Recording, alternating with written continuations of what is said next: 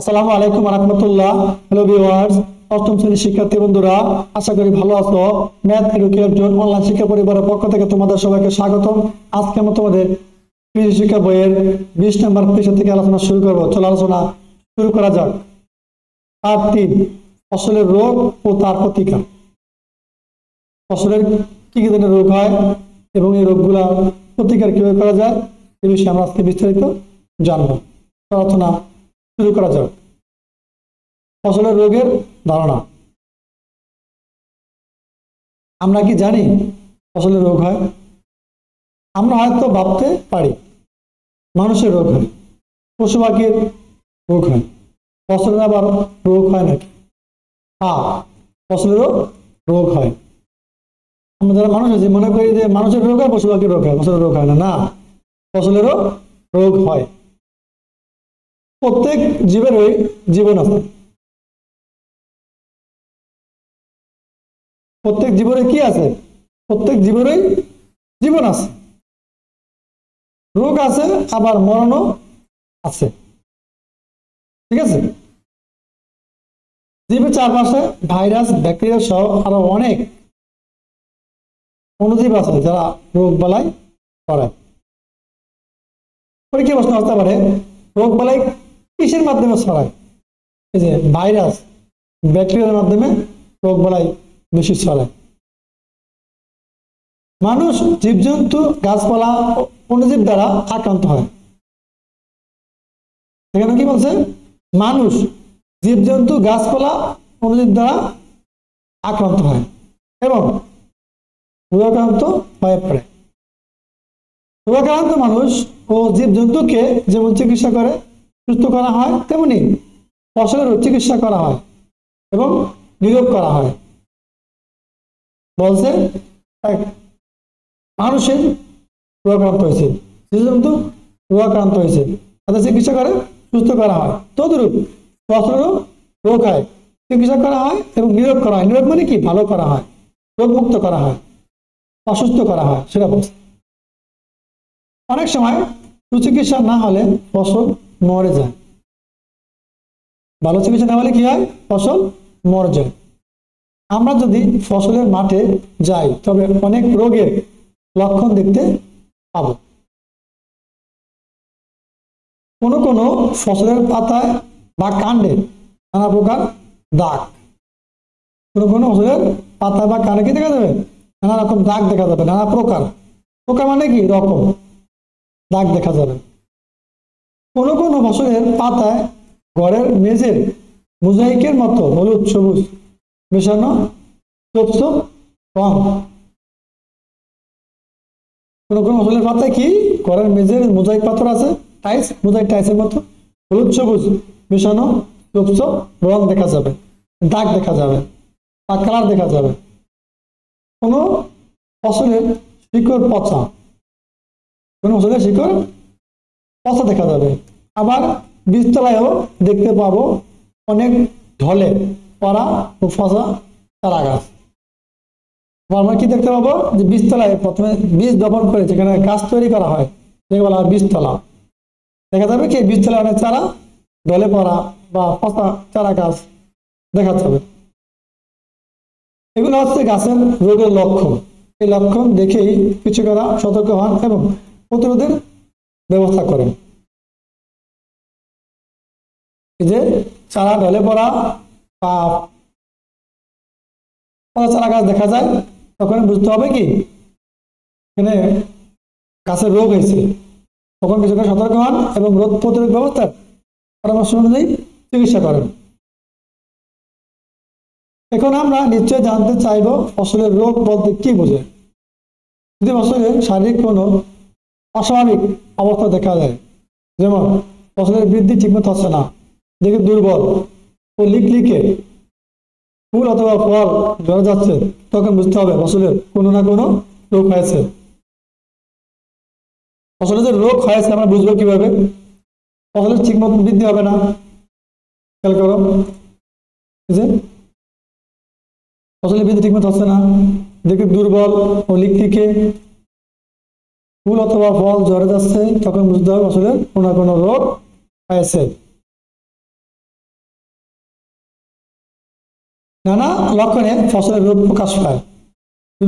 ভিন্ন ভিন্ন ফসলের ভিন্ন ভিন্ন রোগ হয়, ভিন্ন ভিন্ন লক্ষণ দেখা দেয়। নিচে কতগুলো রোগাক্রান্ত ফসলের লক্ষণ উল্লেখ করা হলো। 1 নম্বরে দাগ। ফসলের পাতায়, কাণ্ডে বা ফলের গায়ে নানা ধরনের দাগ বা স্পট দেখা দেয়। দাগের রং কালো, হালকা বাদামি, গাঢ় বাদামি কিংবা দেখতে পানিতে ভিজার মতো হয়। ফসলের এসব দাগ বিভিন্ন রোগের কারণে হয়, যেমন ধান গাছের বাদামি দাগ একটি ছত্রাকজনিত রোগের লক্ষণ। পরীক্ষা প্রশ্ন আসবে, ধান গাছের বাদামি দাগ একটি ছত্রাকজনিত রোগের লক্ষণ। পরীক্ষা প্রশ্ন আসবে, ধান গাছের বাদামি দাগ কোন জাতীয় কি জনিত রোগের লক্ষণ? ছত্রাকজনিত রোগের লক্ষণ। খেয়াল রাখবা, ধান গাছের বাদামি দাগ যেটা, এটা ছত্রাকজনিত রোগের লক্ষণ, মানে রোগ ছড়ায় ব্যাকটেরিয়ার মাধ্যমে, ব্যাকটেরিয়ার মাধ্যমে, ছত্রাকের মাধ্যমে। ধান গাছের বাদামি রোগ একটা কি, বাদামি দাগ দেখা গেলে বুঝবে কি এটা ছত্রাকজনিত রোগের লক্ষণ। 2 নম্বরে ধবসা রোগ। পাতা ধসে যায়, যেমন ধান ও আলুর ধসা রোগ। এই রোগটা হয় কার? এই ধসা রোগ বা ধবসা রোগ হয় কার? ধান আর আলুর হয়। ঠিক আছে, এখান থেকে প্রশ্ন আসতে পারে, মানে প্রশ্ন করবো ধান আর রোগের নাম কি? এই যে ধবসা রোগ। ঠিক আছে। 3 নম্বরে মোজাইক। ফসলের পাতা যখন গাঢ় ও হালকা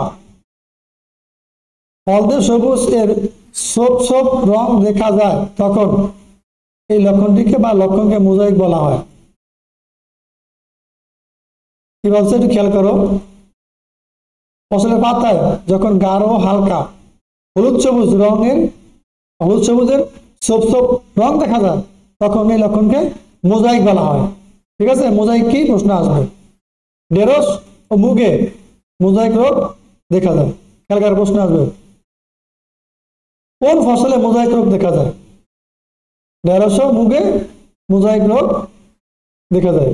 এটি একটি ভাইরাসজনিত রোগের লক্ষণ।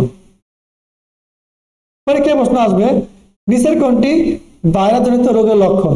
মোজাইক রোগ ভাইরাসজনিত রোগের একটি লক্ষণ। ঠিক আছে,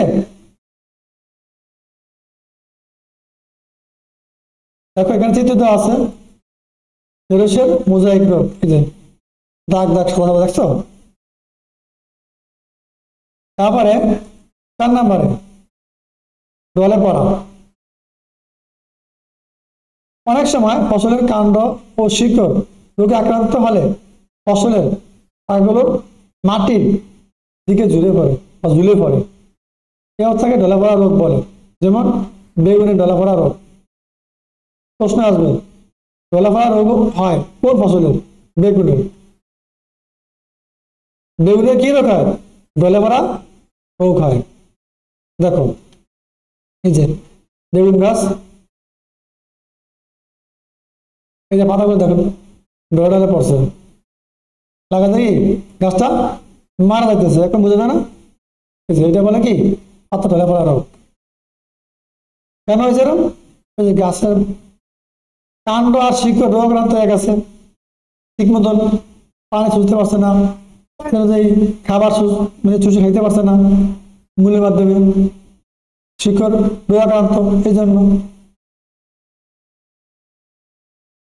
তারপরে 5 নম্বর আছে কি, পাতা কুঁকড়িয়ে যাওয়া। ভাইরাসজনিত কারণে ফসলের পাতা কুঁকড়িয়ে যায়।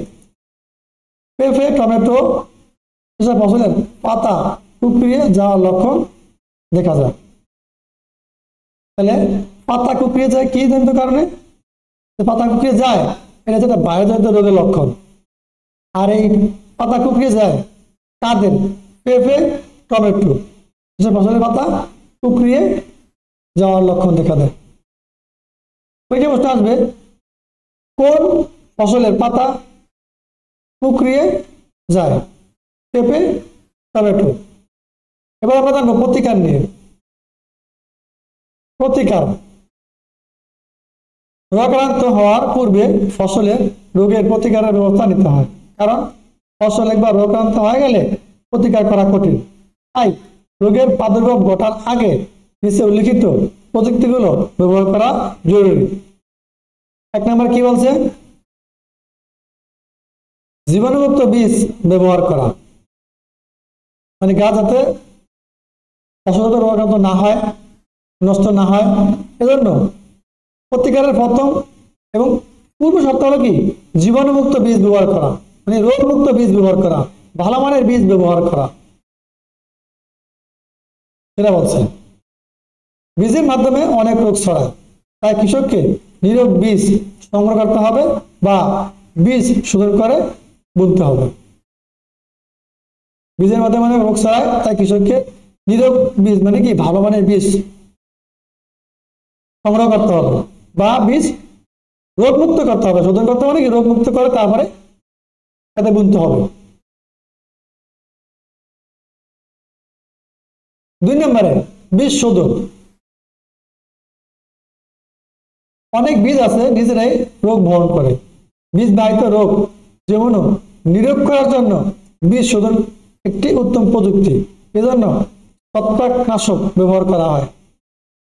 এই বীজের অনেক সময় নিজেরাই কি রোগ বহন করে, তাই এই বীজ বাহিত রোগগুলো জীবাণুমুক্ত করার জন্য, বীজকে শোধন করার জন্য ছত্রাকনাশক ওষুধ আছে, এগুলো ব্যবহার করা হয়। এগুলো ব্যবহার করলে বীজটা ভালো থাকে এবং রোগ মুক্ত হয়ে যায়।